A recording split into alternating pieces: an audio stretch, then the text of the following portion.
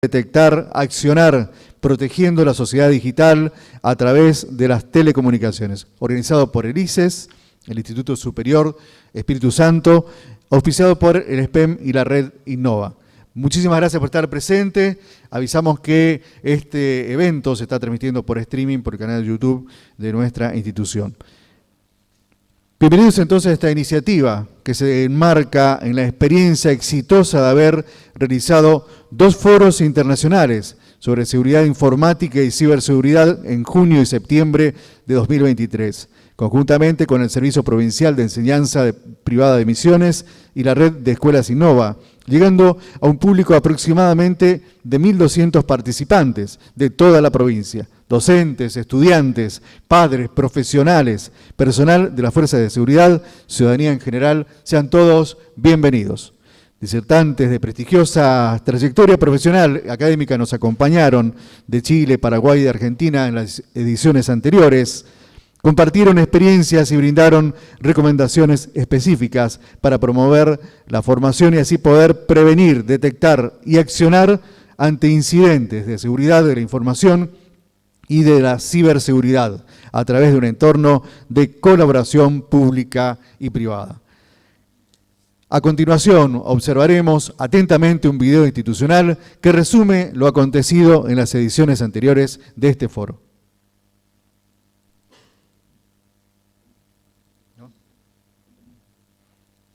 Bueno, seguidamente, entonces, dará la bienvenida el rector de nuestra casa de estudio del Instituto Superior Espíritu Santo, el licenciado Marcelo Venocio, dará la bienvenida a todos los presentes.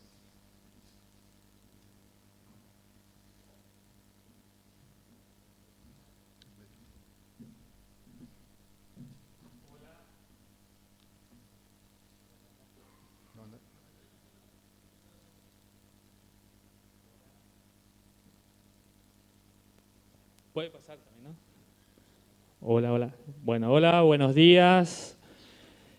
Muchas gracias por venir y participar. También agradecemos que se hayan tomado el tiempo para inscribirse y también conocer un poquito la institución. Somos una institución que estamos hace 60 años trabajando acá en la ciudad de Posadas y hace 10 años estamos con toda esta temática de la seguridad informática y también hace 4 años estamos con todo lo que concierne a la ciberseguridad. Desde el 2020 estamos trabajando con el alumnado, con los docentes, tutores y la comunidad del ICES, con todo lo que concierne a la ciberseguridad. El ver hoy, la verdad, todo el público, significa que estamos muy preocupados por la situación, ciberataques, todo lo que sea delitos informáticos, phishing y bueno, y todo lo que concierne a un aparato electrónico como un celular en el cual seamos víctimas de algún ataque. Este es el tercer foro internacional sobre seguridad informática. Hoy nos va a acompañar un ingeniero que viene de Chile, que el año pasado estuvo en el segundo foro, en septiembre, participando en forma virtual. También nos acompaña un juez, el juez Escalante, que va a llevar adelante una disertación. La verdad, agradecemos la participación del juez, agradecemos también la participación de toda la gente que viene a interesarse o a conocer lo que nosotros hacemos.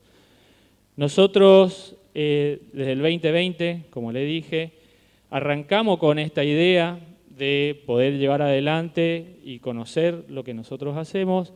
Sobre seguridad informática, trabajamos mucho en pos de la información que podemos dar a través de nuestro conocimiento y a través de las capacitaciones que nosotros llevamos adelante. La idea es que hoy lleven una herramienta a ustedes. La idea es prevenir, la idea es detectar y poder accionar. Todos, y digo todos porque todos fuimos o seremos víctimas de es de algún ataque, pero la diferencia está en saber qué hacer cuando nosotros somos víctimas. Entonces es importante que hoy estemos atentos, hagamos preguntas, saquémonos las dudas sobre la temática de hoy, ¿sí? Entonces, los vamos a dejar en manos de los profesionales. Esto va a tener dos momentos. El primer momento va a ser la disertación del experto en ciberseguridad y del doctor Escalante. Después va a haber un break y después del break nos vamos a dividir en tres talleres, de los cuales ya se le va a informar cómo y dónde van a estar los talleres. Así que felicito de que se interesen por la temática y agradecemos todo el equipo de conducción, agradecemos que compartan con nosotros esta jornada y bueno, bienvenidos a todos y a todas las autoridades. Muchas gracias.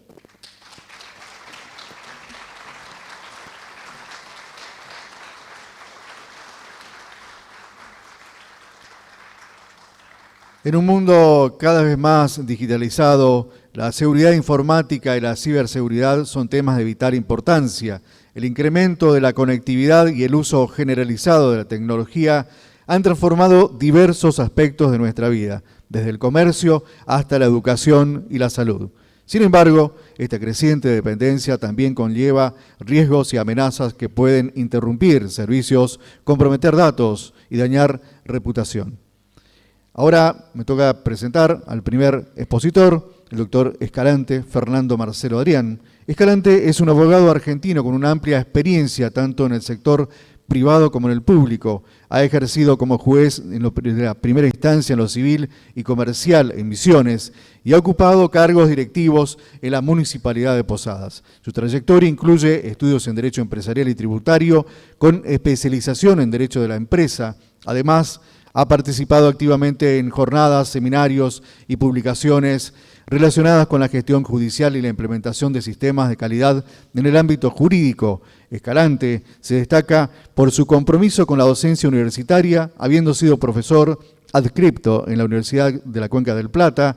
Su perfil multifacético refleja un profundo conocimiento del derecho y un firme compromiso con el servicio público y la educación legal. Es juez de primera instancia en lo civil, comercial número 5, de la primera circunscripción judicial con asiento en la ciudad de Posadas. Colabora el doctor Julio Martín, asesor legal del Instituto Superior Espíritu Santo. El tema es phishing bancario e ingeniería social, la justicia frente a este caso. El espacio de consulta va a estar en la moderación la doctora María del Carmen Aguirre. Doctor Escalante, lo recibimos con un fuerte aplauso.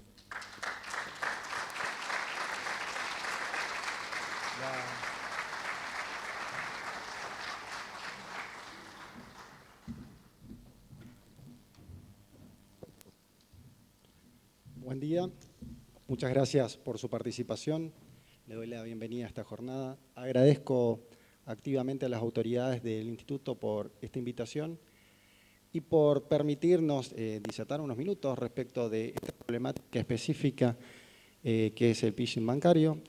Básicamente yo le voy a comentar cómo funciona la misma, cómo instrumentarlo como acto jurídico.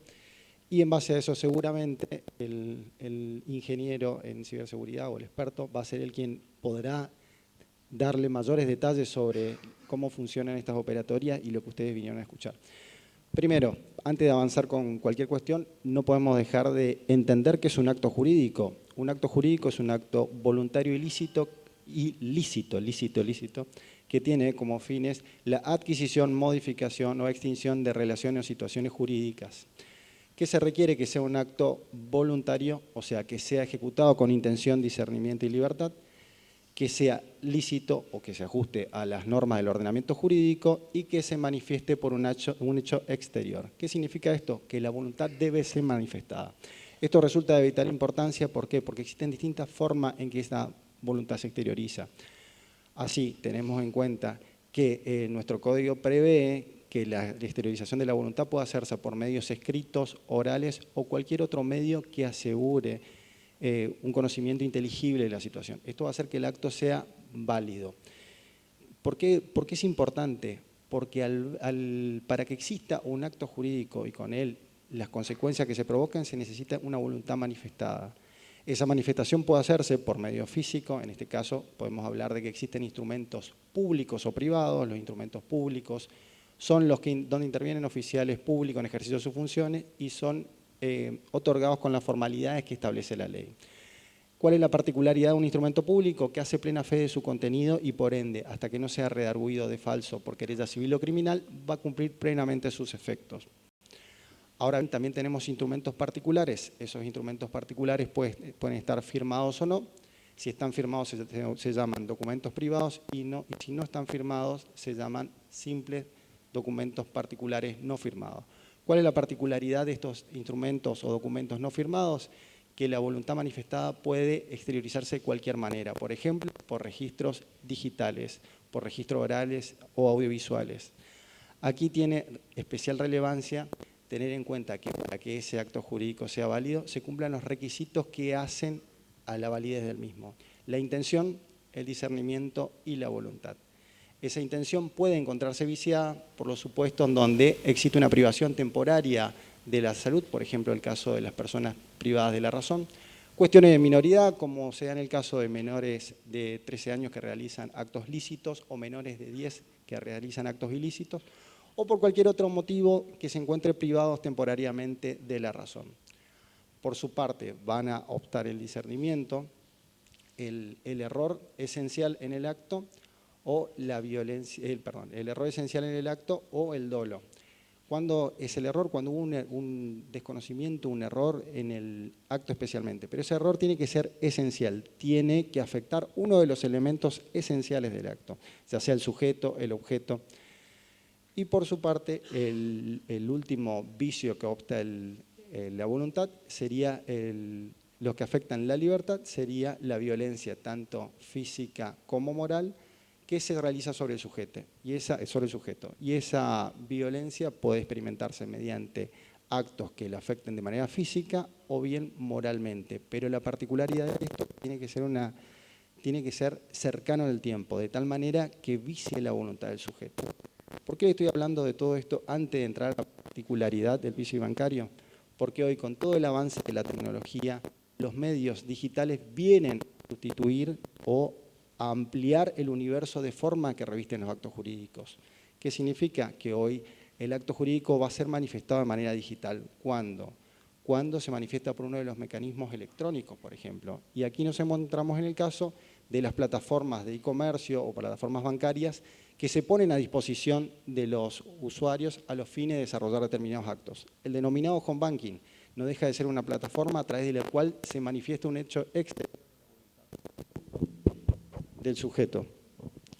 En consecuencia, esto hay que tener en cuenta porque cuando nos adentramos en el mundo digital, vamos a ver que la voluntad... Hola.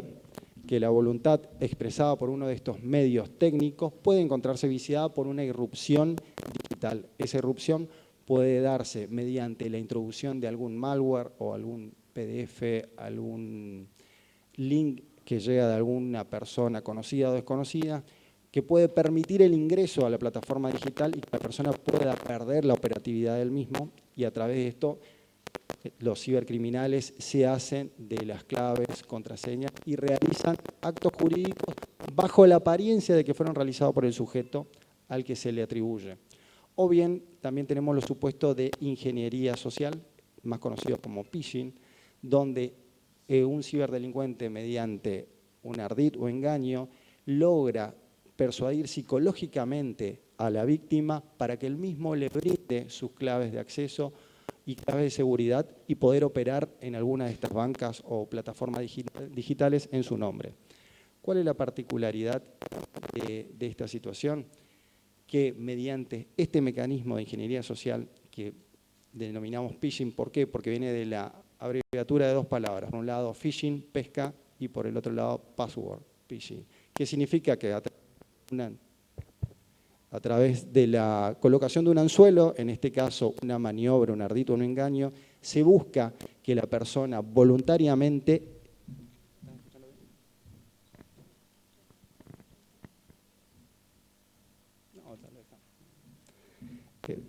voluntariamente va a hacer entrega de sus claves y de esta manera logran pescar. ¿Cuál es? La pesca va a ser las claves o las credenciales que le van a permitir introducirse en una plataforma digital y contratar en nombre y representación del mismo.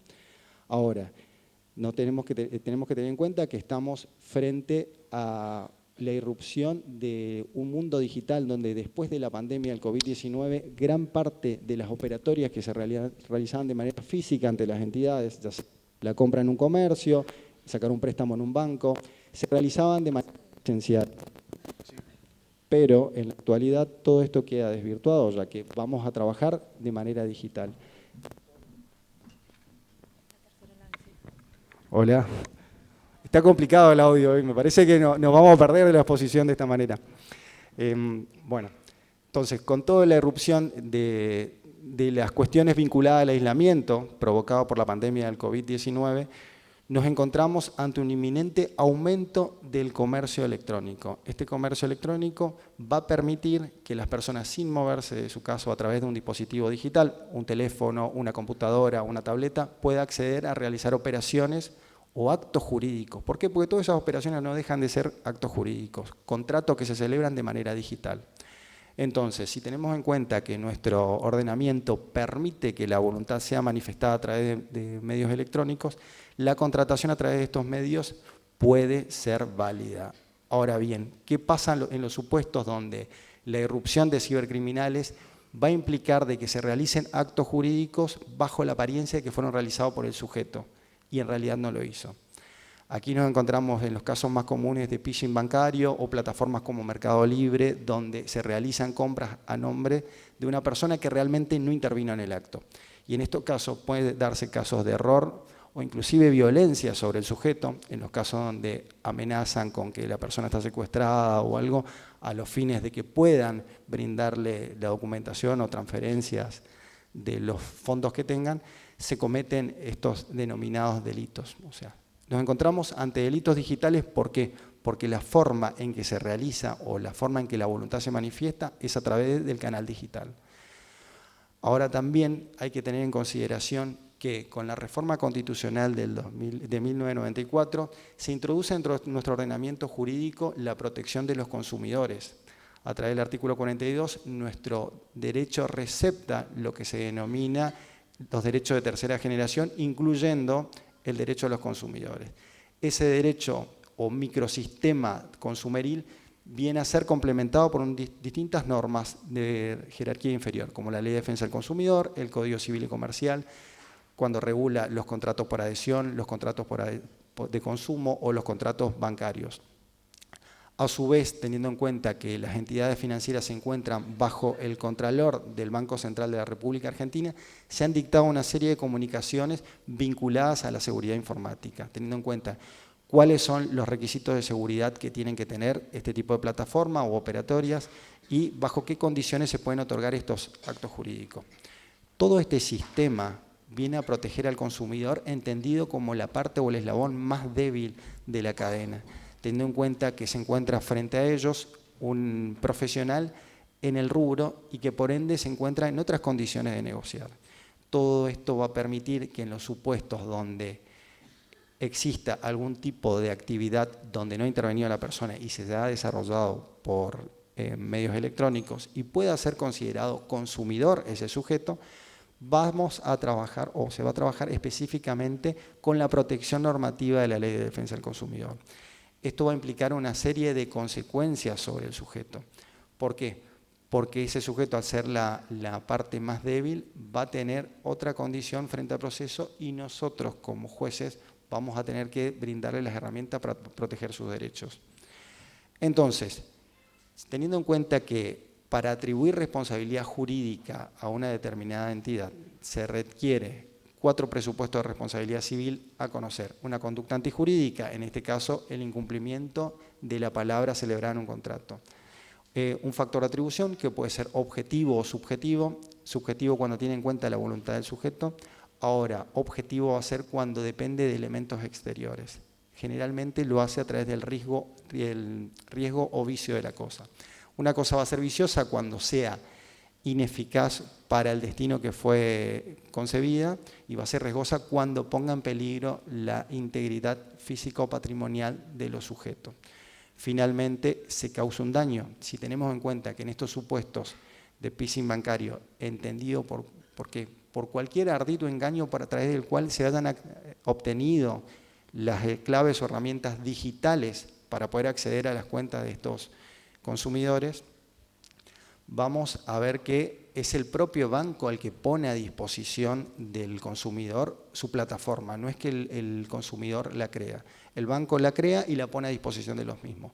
En consecuencia, es él quien pone en cabeza o en manos del consumidor esta cosa riesgosa. ¿Por qué? Puede ser que estas plataformas digitales por sí no sean riesgosas. Sin embargo, por las condiciones en que se realizan o por el medio en que se exterioriza, en este caso digital, puede convertirse en una cosa riesgosa. Y finalmente, si existe una relación de causalidad entre el daño que se le provocó al consumidor y esta actividad desarrollada por el banco. Entonces, volvamos al caso donde tenemos una irrupción digital en alguna de las plataformas a través de las cuales se realiza comercio digital o actividades bancarias. En este caso, el consumidor puede ser a través de la recepción de algún mail, de algún PDF, recibió un malware que se introdujo dentro de su ordenador y por ende permitió obtener las claves de acceso y operatoria de su plataforma. Y se realizaron distintos tipos de actividades ilícitas en el mismo. Por ejemplo, sacar un préstamo, transferir los fondos que estaban depositados o bien los que surgieron de ese préstamo a favor de terceras personas, que pueden ser las mismas personas que han intervenido en esta operatoria o terceros que contribuyeron. Entonces, ante este camino, nos vemos ante la necesidad de acudir a la justicia. La justicia puede intervenir desde el punto de vista punitivo o penal. ¿Para qué? Para investigar en cómo se cometió si se cometió un delito y en su caso determinar quiénes son los autores y aplicarle las sanciones pertinentes, o bien recurrir a la justicia civil y comercial para privar de esos efectos al acto. Por eso en un principio le hablaba de nulidad del acto jurídico. Cuando la voluntad del sujeto se vio viciada, se puede provocar la nulidad del acto y por ende la nulidad declarada por los jueces va a retrotraer los efectos que tenían esos actos hasta antes de su momento de celebración. Por ende, se va a tener por no realizada la operatoria y si eventualmente hubieran prestaciones de las partes, se deberán restituir. ¿A qué me refiero cuando hablo de prestaciones de las partes? Me refiero a los supuestos donde, por ejemplo, se ha sacado un crédito y hay que comenzar a pagarlo. Entonces, este consumidor que no realizó la operatoria y respecto de la cual se han vulnerado sus derechos, necesita acudir a la justicia para evitar que se le empiecen a hacer los descuentos de esas cuotas. La justicia puede trabajar una sentencia de fondo, esperar hasta el final del proceso y determinar si el acto fue nulo y por ende privarlo de sus efectos, o bien a través del dictado de medidas cautelares que tiendan a modificar los efectos del acto. Son las denominadas medidas cautelares innovativas y lo que van a hacer es cambiar el efecto de una situación. En este caso, si tenemos un débito de un crédito, va a suspender los efectos, lo denominado stop debit, a los fines de que esos fondos regresen a su cuenta, sin perjuicio de cuál sea el resultado final de este juicio en el cual van a tramitar. No sé si quieren hacer alguna pregunta, porque hasta ahora veo muy callado el auditorio y parece que va a ser un monólogo toda la mañana.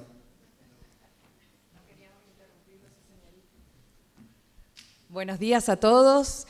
Claramente hay mucho interés, esto se está transmitiendo también vía streaming para que las personas que no hayan podido asistir estén de alguna manera conectados con nosotros. Y en este momento las preguntas radican sobre todo las de la ciudadanía, ¿no? Que son los que están haciendo sus consultas. ¿Cómo pueden los individuos reportar casos de phishing bancario ante las autoridades que correspondan?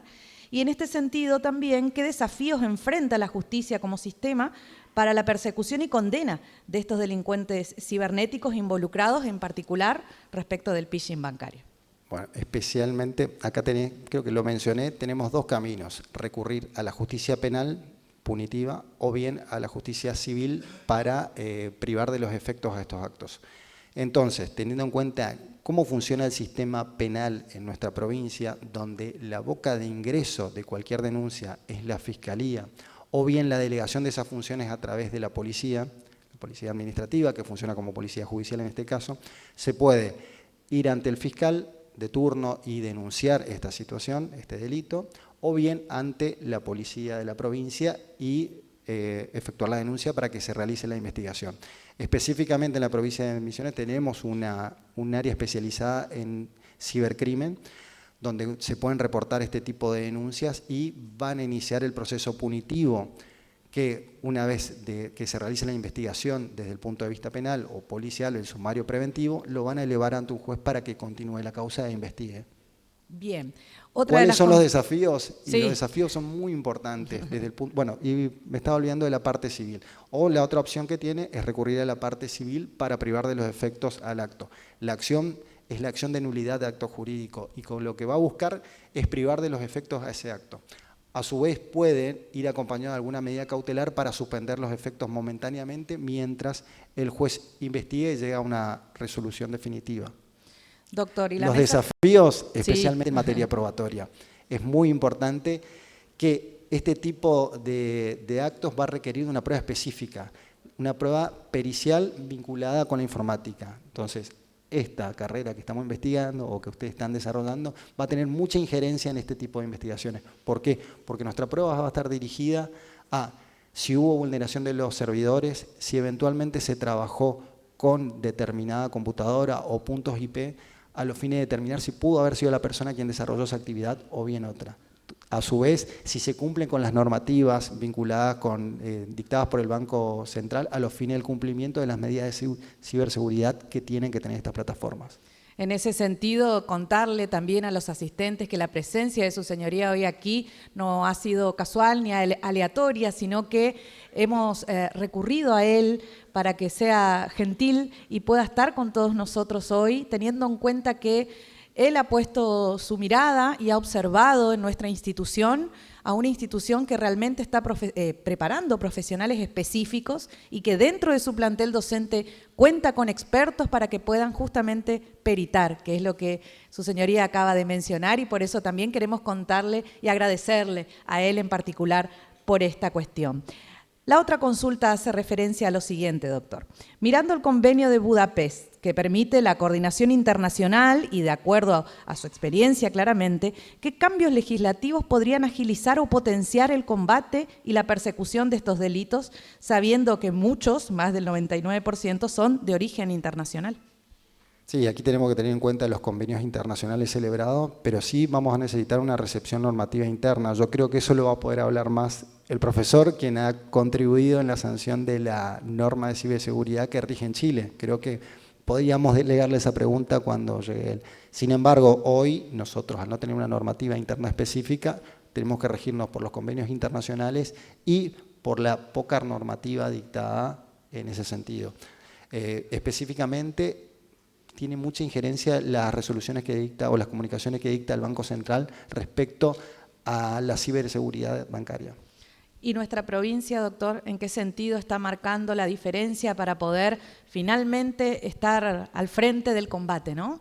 Creo que hoy Misiones es una provincia startup, ya lo vimos con toda la irrupción tecnológica, con la creación del Silicon Misiones. Creo que esta provincia apuesta a la tecnología y lo vamos a ver en un futuro reflejado, ya sea con toda la irrupción tecnológica que tenemos, los medios digitales, la contribución al área tecnológica y seguramente con el dictado de las normas que acompañarán este proceso.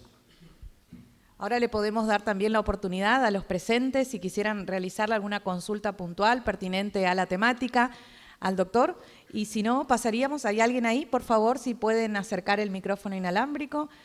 Ahí hay un joven. La presencia de la juventud también es algo positivo que podríamos destacar, doctor, ¿no? En esta preparación y formación específica. Sin duda, hoy creo que lo más importante es la participación de la ciudadanía, de los jóvenes, y teniendo en cuenta que ellos son los que están en mayor contacto con la tecnología, son los que están con el celular, con la tablet, y que son los que se encuentran más vulnerables. Tenemos en cuenta también la irrupción de las redes sociales, que hoy tiene mucho manejo, y que por ahí la seguridad se puede ver afectada con supuestos de... Hola. Sí, perdón. Ahí está, ahí se oye. Hola. Estamos en condiciones de escuchar tu pregunta. Respecto al peritaje, tengo entendido que arriba de la capa 2 del modelo OSI es bastante complicado, ya que suelen haber fallas respecto al modelo IP pasado los 11 metros. ¿Cómo es el proceso arriba de la capa 2 y debajo de la capa 2? Obviamente del modelo OSI, estoy hablando de redes internet y redes LAN. Tengo entendido que es más fácil si es en una red LAN, que se hace todo con el protocolo ARP, pero quisiera saber cómo es el proceso, que tengo entendido que debe ser bastante complicado arriba de esta capa. Esa pregunta es específicamente técnica y me parece que te la va a poder responder mejor el profesor. ¿Por qué?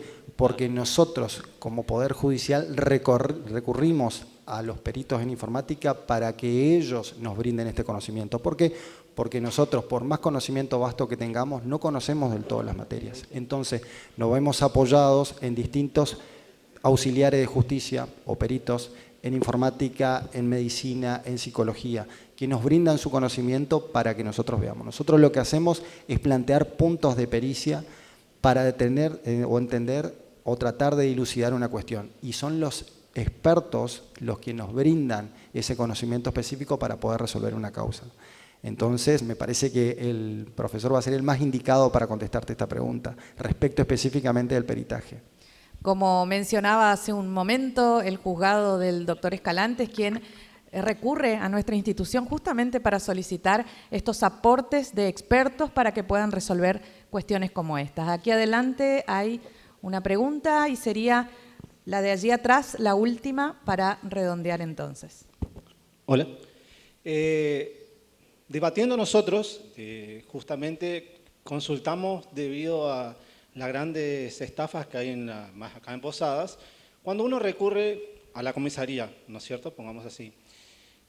Muchas veces hay gente que, como en todos lados, hay gente buena y hay gente mala. Hay gente en la cual no te toman tu denuncia, la gente normal, gente común, por decirlo, no entiende cómo seguir el proceso, no entiende cómo hacer. Preguntamos si por ese momento que la persona que te atiende no te quiere tomar tu denuncia, porque no te toma tu denuncia, ya sea porque no sé, por X motivo. ¿Llamar al 911 también te tomaría lo mismo o cómo sería esa persona normal que no sabe cómo proseguir a su problema? Ya sea porque, no sé, compró en una tienda de Instagram una remera y le estafaron, o cosas así, no sé cómo... Bueno, cualquier comisaría, como lo dijiste, o la policía de Misiones es una boca de ingreso a cualquier denuncia. No, pueden no tomarte la denuncia, porque si vos específicamente estás manifestando que has sido sujeto pasivo de un delito, ellos deberían iniciar el poder punitivo para que investiguen. El 911 puede ser una línea de respuesta rápida. Sí. Creo que sería inútil, o no inútil, desgastar este tipo de medios en una cuestión innecesaria. Sería más conveniente ir a una comisaría o bien ante la Fiscalía Penal en turno, que siempre va a recibir cualquier denuncia. Tenemos que tener en cuenta esto, que es la policía está al servicio de la comunidad, por ende debería recibir cualquier denuncia. Si usted manifiesta específicamente que se ha cometido un delito respecto a su persona, debe investigarse. No es lo mismo el caso donde una persona viene a hacer una exposición, porque esa exposición no tiene un valor, va a servir como una prueba de una situación que pasó, pero no pone en funcionamiento el poder punitivo del Estado. Ahora bien, cuando usted practica una denuncia ante una comisaría o ante la policía, sí ponemos en funcionamiento el mecanismo punitivo del Estado. Entonces, se va a tener que armar un sumario preventivo donde se va a investigar a través del organismo correspondiente, puede ser la Dirección de Cibercrimen, y cuando tengan los elementos de juicio suficientes van a elevar al juez de instrucción para que este continúe con la instrucción del juicio o la investigación, que finalmente puede llegar a terminar en un debate oral y en alguna sentencia condenatoria o absolutoria. Última pregunta, allí atrás. Sí.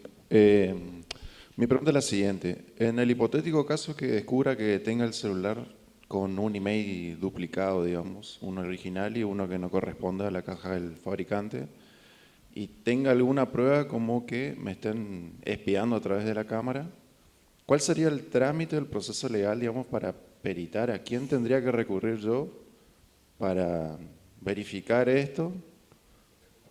¿Hacia qué autoridad me tendría que dirigir? ¿A dónde se encontraría? ¿Cómo sería el proceso? Bueno, este caso puntual que me mencionás, si te están, como dijiste, investigando, hay un seguimiento de tu persona y pone en peligro tu vida o tu integridad física, deberías recurrir ante las autoridades penales correspondientes. Creo que la vía sería la misma que le comenté al muchacho, ante la policía. Hoy tenemos la Dirección de Cibercrimen que se encarga específicamente de estos delitos y que sería la boca adecuada para ingresar tu reclamo, tu solicitud, tu queja, a los fines de que se proceda a la investigación del mismo. Bueno, una última vamos a admitir, ahí la señorita tiene algo. Sí. Buenos días, doctor, ¿cómo está?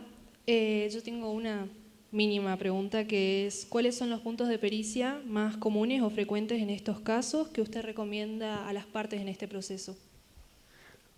Tocaste en el clavo, esto es la verdad muy interesante.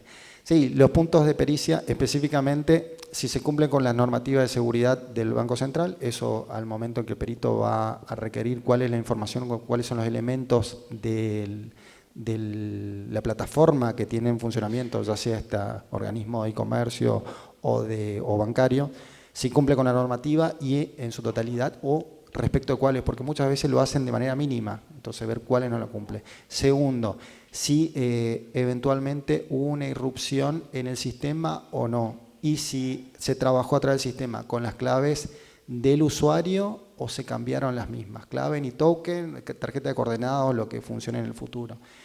Y cuáles fueron las direcciones IP donde se trabajó, y si es habitual que el cliente ingrese a esa plataforma a través de esas direcciones IP. Esto es muy importante, ¿por qué?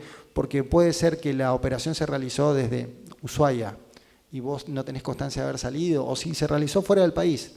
Hoy es muy fácil determinar si la persona salió del país a través de un oficio de la Dirección de Migraciones.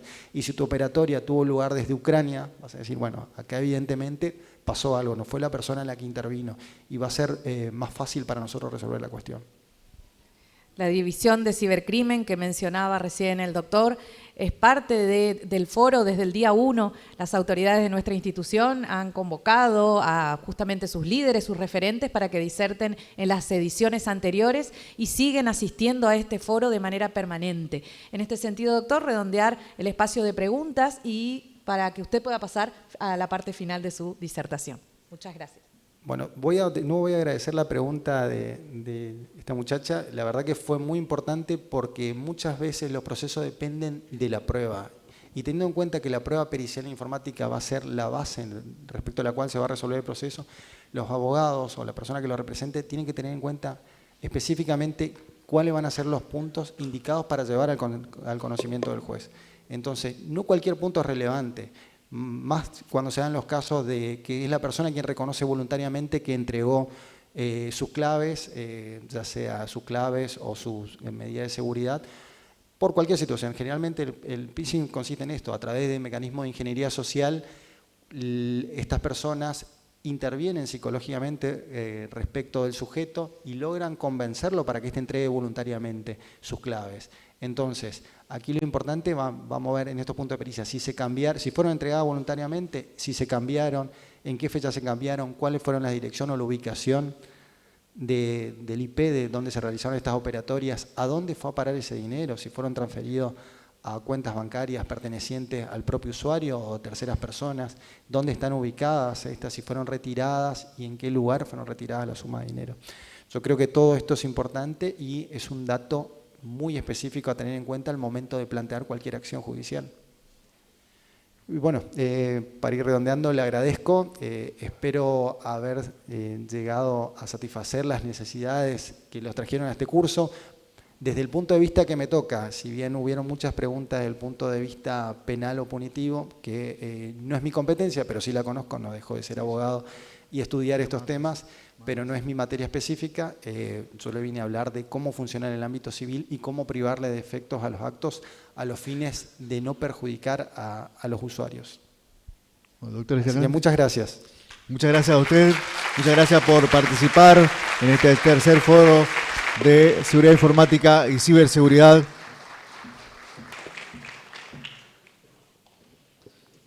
Le pedimos un fuerte aplauso al doctor. También a la mesa técnica que está haciendo todo el esfuerzo para que todo este evento sea como lo estamos viendo. Muy bien, continuamos con este tercer foro con el lema Prevenir, detectar y accionar. Este evento se propone como un espacio de diálogo, concienciación y recomendaciones específicas para reducir el riesgo de ser víctimas de ciberdelitos en el uso de la tecnología. Además, busca promover la formación y el talento en seguridad informática a través de la colaboración público-privada.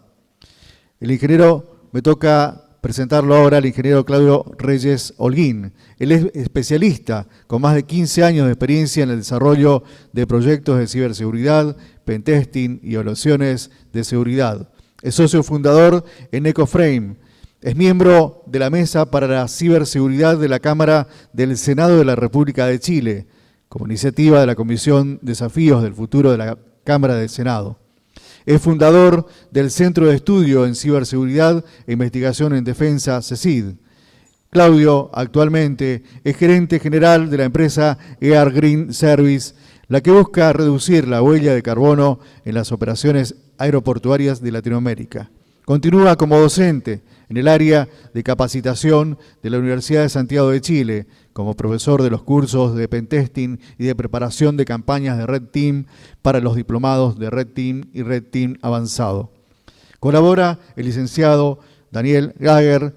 El tema es fomentando una cultura de seguridad informática. Lo invitamos entonces a pasar al frente, en el escenario mayor de este centro de convenciones, al ingeniero Claudio Reyes Holguín. Lo recibimos con un fuerte aplauso.